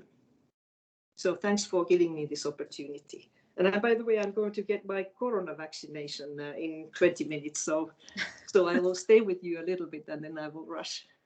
Congratulations, Heidi, for the vaccine. Thank you very much for these remarks, and I have to apologize in advance that we've taken a little bit over time already. So we're not going to be able to take any sort of specific questions to the panelists, but I just wanted to highlight well, first, of course, that, this is the start of a conversation, and we see that things are accelerating both at national level and also at the EU level. So these conversations will become, more and more important, and I hope we will have the chance to be part of those and going maybe into some of the details of the things that have been discussed here. In terms of the chat, there were some interesting questions, and then I invite the panelists to also, be engaging directly in the chat around, the scope of the legislation. So we did, of course, mention here, the issue of state-owned enterprise, the tricky question of SMEs, also questions that have been highlighted here to the panelists around the opportunities for further coordination amongst the Nordic countries. And I think here also will be interesting to invite Norwegian colleagues that are not going to be directly affected by the EU legislation, but nonetheless being so close to the EU internal market and also having your own reflections that we continue exchanging on how to address these tricky questions that have been put forward. So I apologize again that we don't have the chance to have another round of responses and discussions, but I think there was a lot of information in there, and I hope that we can continue discussing more in detail these different initiatives. And now I will hand over to my colleague Jonas, who is going to moderate the second panel. And apologies again, Jonas, for having eaten up a little bit of your time. Thank you, Elin, and thanks for letting me butt in. And I'm sorry, really, because it is an interesting conversation. And I think really encourage everybody to look into the chat. I think there are some good questions for our government representatives also. I mean, how can we fast track some of the things in the EU Commission level? I think is certainly a strong encouragement from my side. I think that will be important, so it doesn't take too long since now there is an agreement across the Nordics really to support a mandatory human rights due diligence law or regulation. Could I ask you to turn off the camera, panelist first, number one, and then I will invite the panelists for the panelist for the second round to turn on your cameras.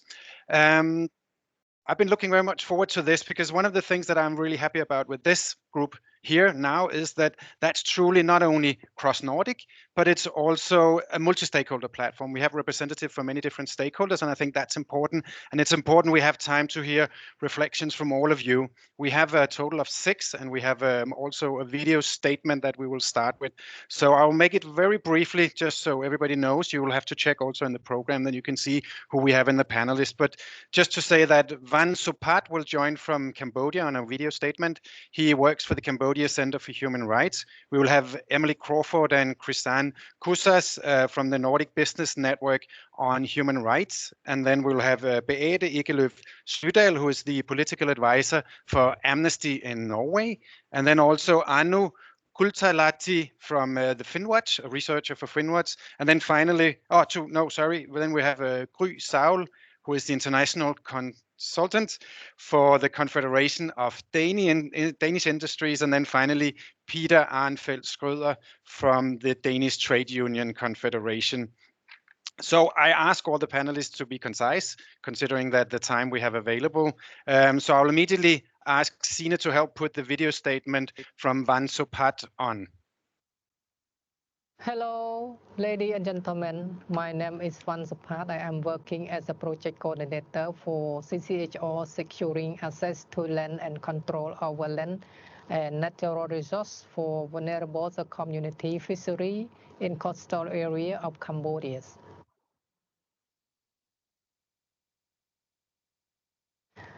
One of the main issues faced in the land dispute in Cambodia is the merits of holding business and corporation, accountable for their human rights impact, better known as a corporate accountability.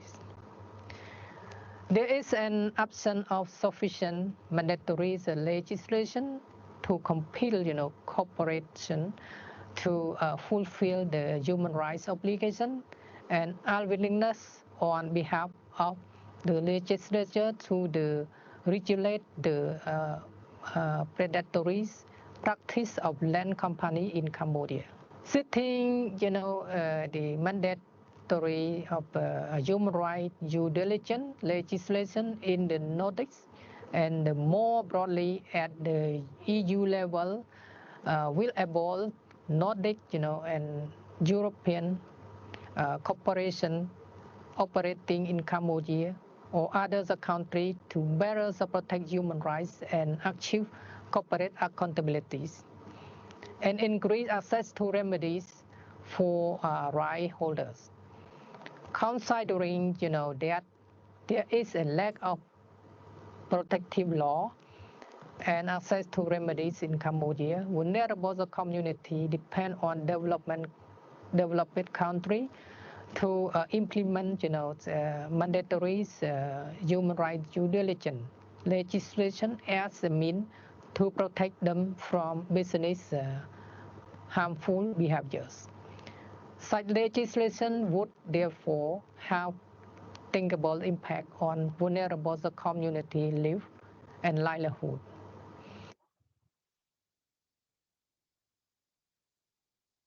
For a number of years, CCHR has been closely monitoring corporate accountability with land dispute.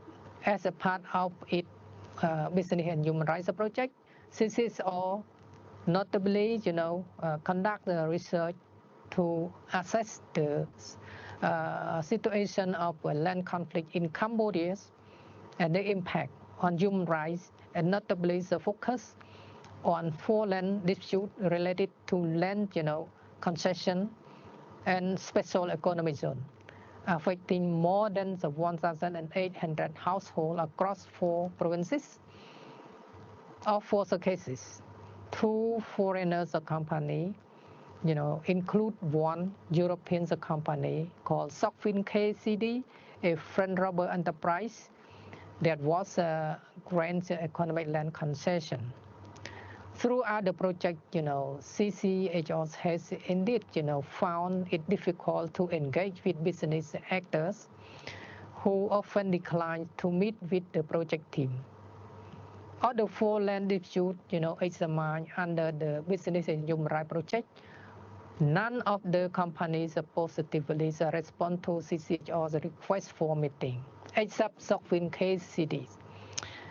This illustrates, the real lack of commitment and transparency on behalf of companies involved in land dispute. A conclusion in this part: the fact that the Sokfin KCD reached out to CCHR and agreed to engage in discussion and in land resolution process after CCHR research publication, so that state can have, a real influence on their company and drive them, to exercise human rights due diligence to apply the UNGP. We support the need for mandatory human rights due diligence legislation for greater respect for human rights by business actors and increase corporate accountabilities. Beyond the non-binding UNGP, mandatory human rights due diligence are needed to keep cooperation in check. If a company are not under an obligation to respect human rights, they are unlikely to do so in practice. If Cambodia can regulate their conduct, then the country with the business are headquartered at must. Thank you for your attention. Thank you very much to Van Supat also. I think I think one of the things important from what I hear from him is that the human rights due diligence framework can provide that tangible point of departure for a binding conversation with companies. And I can tell you, knowing actually the Cambodian Center for Human Rights quite well, the monitoring that they are doing is quite, I would say, dangerous in the sense that they are really being targeted as human rights defenders, looking into not only business conduct, but certainly also the government of Cambodia and their behavior around these things. Good, we'll move on with the next panelist, which is Emily and Chrisanne from the Nordic Business Network on Human Rights. So I'll hand it over to you. Hi, thank you, Jonas. My name is Chrisanne Kuzas, and I'm representing the Nordic Business Network for Human Rights, along with Emily today. So the Nordic Business Network for Human Rights is a network of multinational companies who are already committed to implementing the United Nations Guiding Principles on Business and Human Rights. And as such, we are all actively carrying out human rights due diligence in our operations and value chains in line with the UNGPs. And in January 2021, we published a statement supporting EU legislation on mandatory human rights due diligence. We're going to speak today a little bit about why, what was our motivation behind publishing the statement, and what are some of the key messages that were in the statement. So the network really serves as a platform for us to come together as like-minded companies from different countries and different industries, and really break down silos in business and human rights by aligning our views and sharing ideas and best practice in this cross-country, cross-industry, cross-sector exchange.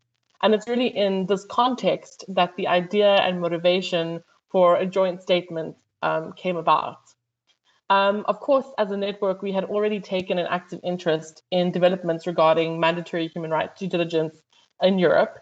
And in discussing these in our network meetings last year, the idea to create a joint statement in favor of EU-level mandatory human rights due diligence legislation was raised on the basic premise that as this diverse group of companies who are already actively involved in implementing the UNGPs and engaging in sharing information on this as a network, that we could add value to the discussion and put forward considerations by drawing on our collective experience in implementing human rights due diligence, the challenges that we faced, what we found works and doesn't work, and also the opportunities that we see.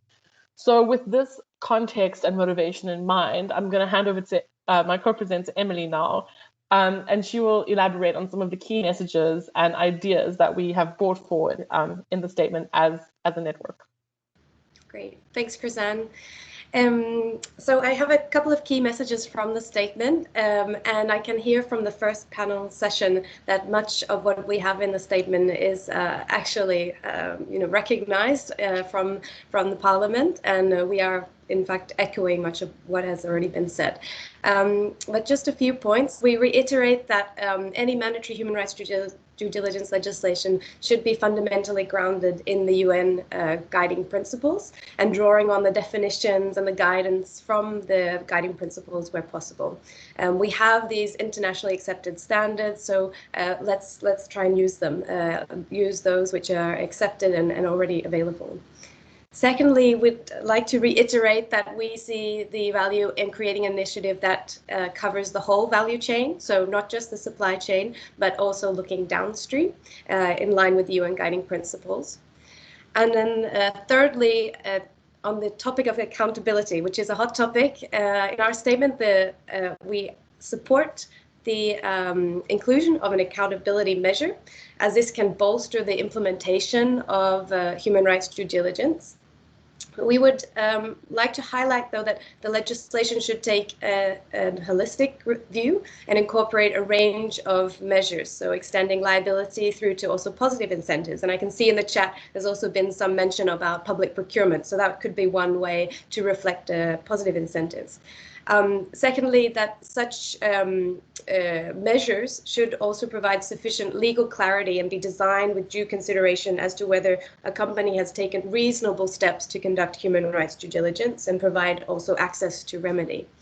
And then lastly, that any accountability measures included in the legislation need to adequately capture value chain complexity within a company and take into consideration the different business relationships that there is connected to harm. So, for example, causing, contributing, or being directly linked to adverse human rights impacts. I know a lot of focus has been on companies, on how they can have responsibility for effects down their supply chain, but as a network, we thought that there needed to be a little bit nuance in this debate, that there are some definitions in terms of causing, contributing to, or being directly linked to harm. But just to round off, we're in support of the EU initiative, and we encourage states to collaborate across national initiatives. So echoing what Mikael Ståhl said from Sweden, that there is a lot of opportunity there to draw on some of the good work that the Nordic states are doing, but to also share knowledge and collaborate more on this. And that also echoing that as companies where we are not limited to our national base where we are incorporated, that this would be in our interest then that there is this collaboration, and an EU initiative would actually go a long way towards leveling the playing field and lifting the bar. So that's a few key highlights from the network statement. Thank you very much, Emily and Chrisanne, and thank you also for sharing your sort of motivation and commitment on this. And if I can also sort of encourage you to then help continue the pressure on our national governments towards the EU also, so we get that strong alliance across many member states, so really we can push that fast track button also in Brussels. Thank you. So we move on to panelist number 3, which is Beate Ekelöf Sydal, the political advisor from Amnesty. And Beate, I'm looking forward to hear your perspective on the Nordic or the Norwegian Act also. We heard it from Marit also, and I think it would be good if you can also speak to that. So over to you. Yes, thank you very much. And thank you as well for being invited to this webinar, and thanks to all the other panelists. It's interesting to listen to you. And coming from a country which is still an EU member, but a country where an EU law will have for sure quite a direct consequence for Norwegian businesses being part of the huge European market. So as Marit mentioned, in 2018, the Norwegian government appointed the Ethics Information Committee, and their report and draft law were launched in November 2019 and then sent out on the public hearing by the government. And Amnesty Norway, along with other NGO colleagues, did a lot of advocacy, and we found the result of the committee's work to be very promising.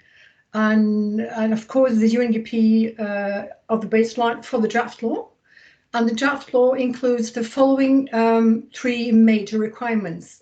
1, a requirement for businesses to disclose information about the supply chain and the production sites of the consumer products. And I should say that the information about production sites is something that at least a couple of companies are challenging. Requirement 2 is a requirement for all businesses to know the risks and adverse impact of fundamental human rights and decent labor standards in their own businesses and their supply chain. And then finally, larger enterprises are required to do human rights due diligence to identify, prevent and mitigate possible adverse impacts on fundamental human rights and decent labor standards, and to be transparent in how they do their due diligence. When it comes to sanctions, the draft law only focuses on this when it comes to the first requirement, namely the violation of a requirement for businesses to disclose information about their supply chain and the production sites of their consumer products. And the sanctions would be infringement fines. If this law, as it looks like now, will be, reality, the law would cover approximately 11,000 companies. So in 2019, Amnesty Norway, together with 5 other NGOs, established the Coalition for Responsible Business. And we're close to 70 members, including investors, trade unions, the church, and the 6 biggest companies in Norway. This coalition is a very strong player in support of a human rights due diligence law in Norway. And right now, an interministerial working group of 9 ministries are currently working on this human rights due diligence legislation. And we expect that the government will present the law before the parliament and for adoption this spring.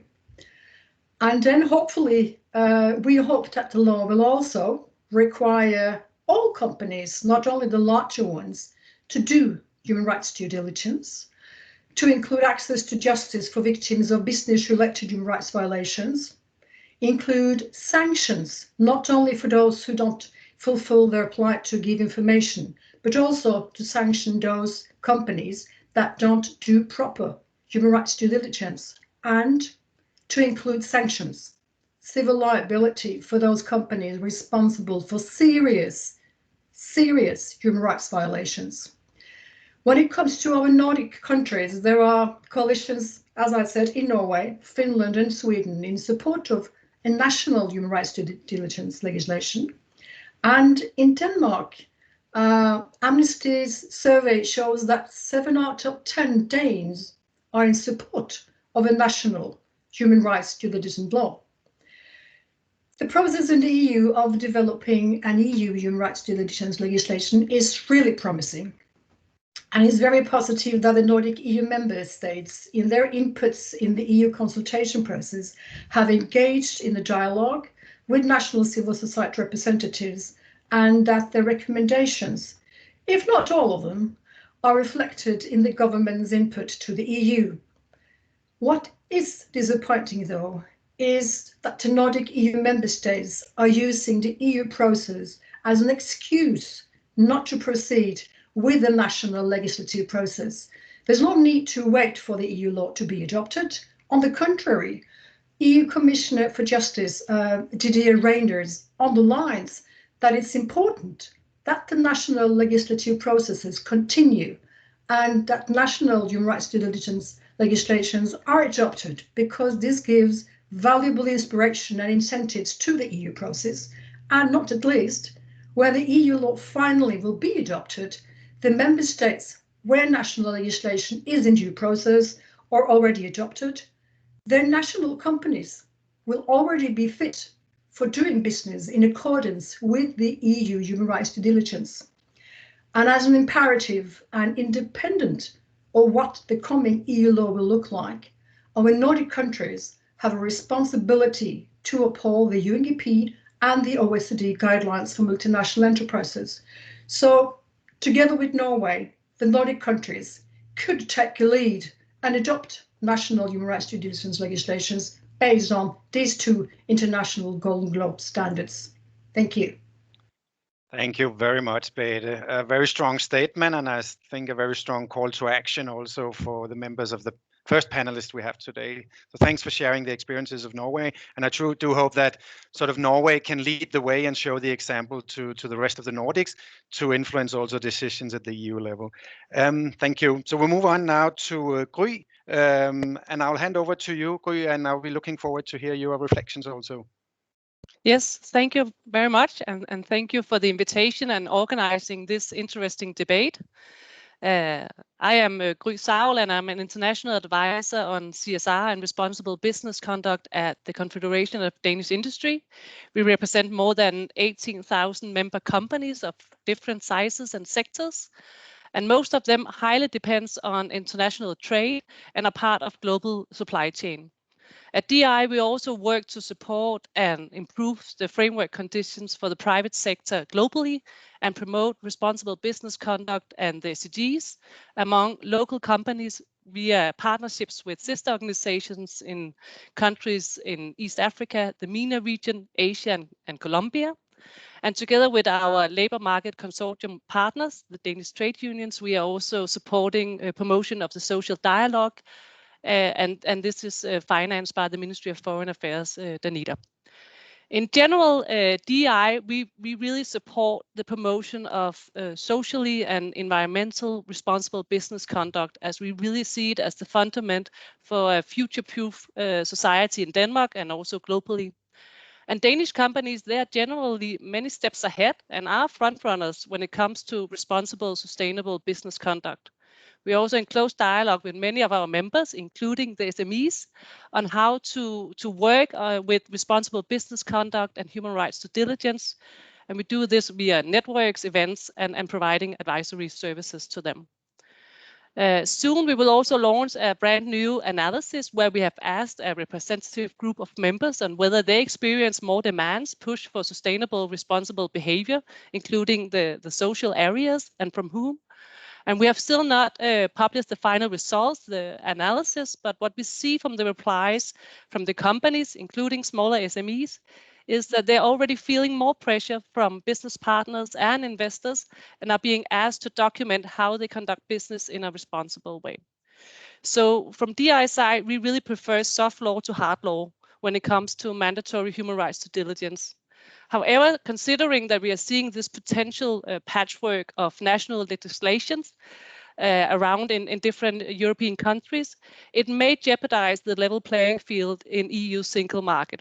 And therefore, we also support EU regulation because we see that as being preferred compared to national Danish legislation on mandatory human rights due diligence. EU regulation on due diligence may potentially help create this level playing field and reduce the difference in the requirements that companies meet on the internal markets. And the EU regulation should be ambitious. And it's important to find the right regulatory tools and the right balance between regulatory measures on one side and allowing the companies the freedom to run their business and create growth on the other side. So there's a need for a balanced EU approach that considers the proportionality of what is realistic and what can companies do and are able to do. And it's very important not to mix the role of companies to respect the human rights with the responsibilities of the states to protect human rights. It's important to remember that many European countries, Nordic countries, companies are part of highly complex global supply chains with thousands of suppliers, and it's simply not realistic to have the same approach for all the suppliers. So in order to increase the chance for impact and make a difference for the right holders at risk, it's important that the regulation should take a risk-based approach. Finally, it's key that mandatory due diligence requirements should build on existing international standards, such as the UN Guiding Principles and the OECD guidelines, and as far as possible be harmonized with the international framework outside EU, so the competitiveness of Nordic European countries in the global markets are not compromised. And then finally, it's important to note that soft law should not simply be converted into hard law. It's crucial that a common EU potential requirements are integrated and harmonized with other EU requirements related to sustainability that we are seeing now, such as the revision of the non-financial reporting directive. I think I spent my time. Thank you, Gry. And indeed, time is a little bit short here. And I even just realized that when I put you on, I actually skipped Anu, who was our fourth panelist. I do apologize, Anu. I'm sure that you were waiting to come on board also. So I'll, with no further ado, hand over to you to share the experiences from Finland. Thank you, Jonas. And thank you also for the Danish Institute for the invitation to share our experiences of the Finnish campaign for mandatory human rights due diligence law, which Finnwatch coordinated in 2018 and 2019. Just before that, and reflecting on the previous panel and fully echoing what Beate also mentioned previously, I think we must not become kind of complacent about our Nordic leadership on these issues, but rather be ready to build on those. And although there is now this momentum at the EU level for EU-wide regulations, there is that risk that has been mentioned that that initiative becomes stuck in Council or even the Parliament and is not progressing, and therefore our national countries must also be prepared to move ahead at national level if that happens, if the initiative gets stuck in the EU, or if indeed it becomes compromised and the outcome is unsatisfactory. And these national debates, they as has been mentioned, they feed into both these processes, both at the national level and the EU level, and they prepare also a business and give inspiration and keep up the pressure on the EU to deliver the EU-wide regulation that I think everybody here so far has said that they support.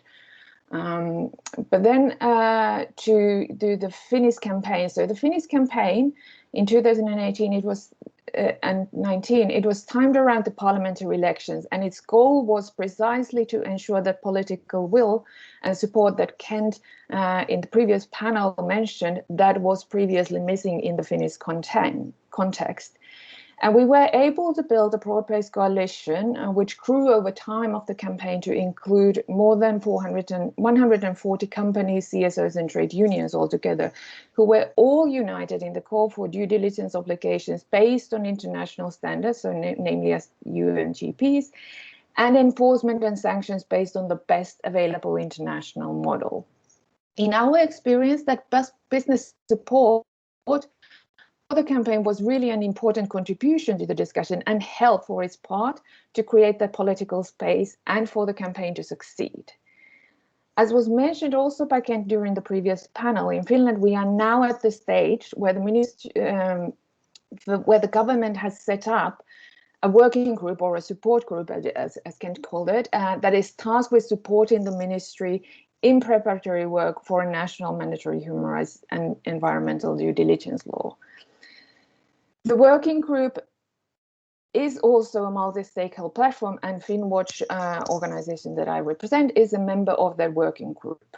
I am aware that among some of my colleagues in some other countries, the composition of the working group has raised some questions and concerns, in particular about corporate capture of these discussions or the risk of CSOs being put in a position where they might become held hostage to corporate or government views. And this is an important point that deserves attention and also clarification, I think. The Finnish working group is not meant to come into an agreement on a particular design for mandatory human rights and environmental due diligence law, but to discuss various alternatives on how key aspects of the law should be formulated. And these discussions may inform the ministry in its preparatory work, but it is the responsibility of the ministry and the government to consolidate those various views and put forward a governmental proposal for a law. And in doing so, they must be guided by the state duty to protect human rights and from harm caused by non-state actors, including companies, and to ensure access to effective remedy. That government proposal, once presented, will then be debated in the parliament and by others as per normal legislative procedure. At Finwatch, we have been very open and public about our expectations regarding the mandatory environmental due diligence law, and those expectations have not changed because of our being in the working group. Our goal is still to have a strong law that has a broad scope, including SMEs, covers full value chain and all human rights, and that provides for accountability, liability, and enhanced access to remedy for victims of corporate abuse. And as we have heard here today, those are also the expectations of our global South partners. And all this naturally means that if the outcome of either the EU or the national level proposal falls short of that, we will not be satisfied with that outcome. And I'm confident in that in our domestic setting, that is also clear to all stakeholders. But conscious of the time, and as I was asked specifically to highlight some recommendations from our experience on a multi-stakeholder platform, in our case, the company engagements in the campaign was certainly a very important contribution, and the key to this successful engagement was clarity on our mutual goal and terms and conditions for our engagement. Engagement is warranted if it serves a clear advocacy goal, and here the focus must be on achieving the best possible outcomes for people and the planet. And it is also important that those who do share the platform are able to maintain their own identity in doing so, and in our case, for example, that is of an advocacy and watchdog organization that is critical of both companies and the government if necessary. But in the end, I think it is positive that different stakeholders can come together to address big challenges that we are all facing. These are big and complex questions that require the input of all stakeholders in order for us to find effective but also working solutions. And in fact, going forward, there is going to be even more and more need for such dialogue in order to address these huge challenges such as climate change and biodiversity loss as well. So those are my summary of our key learnings, and thank you for this opportunity, and I look forward to the discussion and the questions. Thanks. I know the question, I doubt there will be much discussion because we're really soon coming to an end, but thank you very much for sharing the experiences with a multi-stakeholder conversation and dialogue in Finland. This was certainly one of the strong recommendations from Anita also. So good to hear that there are positive experiences also from this in Finland, and then it's for the rest of us to follow suit. Peter, I will hand over to you. It's 1 minute past 11. I think we should give you the floor anyway, and then I'll round off quickly as soon as we finish, because I know some people will be leaving. So Peter, over to you.